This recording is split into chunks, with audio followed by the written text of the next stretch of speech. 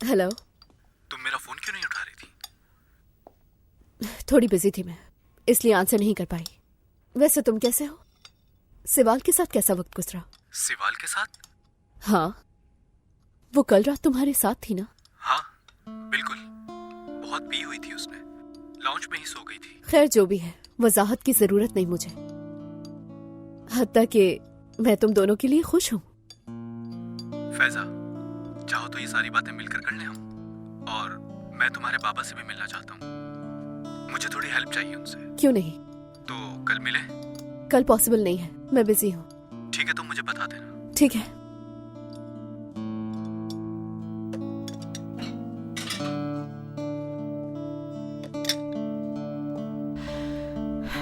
क्या आपको कुछ चाहिए गुले साहिबा?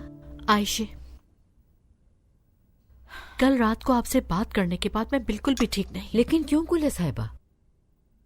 हमारी बात अधूरी जो रह गई थी। क्या आप बताएंगी मुझे? अरे आयशे, कुछ पूछा है मैंने। गुले साहिबा कुछ नहीं है। दरअसल मेरी उम्र हो गई है ना, इसीलिए शायद हर चीज ज्यादा महसूस करती हूँ। क्या मतलब? कितना रोई थी आप?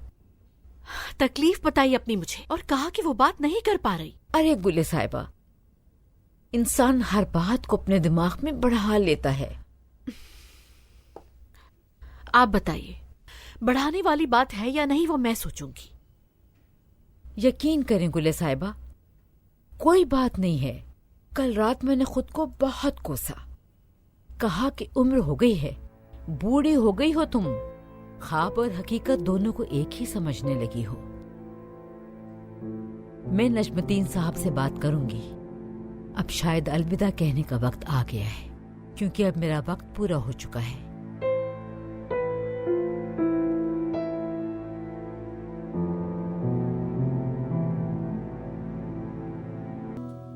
तो तुमने उसे बंद कर दिया? क्या करती आयशा सुल्तान? आपने ही तो कहा था ना कि अगर प्यार करती हो तो किसी को मुदाखलत करने की इजाजत मत दो। हाँ, कहा था मैंने, लेकिन इसका मतलब ये नहीं कि तुम इस तरह चाबी छुपा लो। ऐसा ना हो बेटी कि कहीं वो तुम्हें गलत समझ ले। नहीं आयशा सुल्तान, वो ऐसा नहीं सोच सकता। तुम्हें कैसे पता?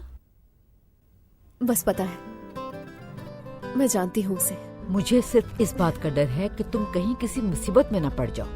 बिलाल की वजह से?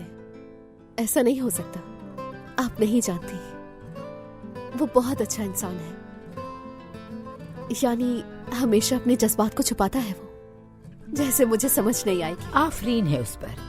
क्या मतलब? क्योंकि वो तुम्हें संभाल सकता है इसलिए।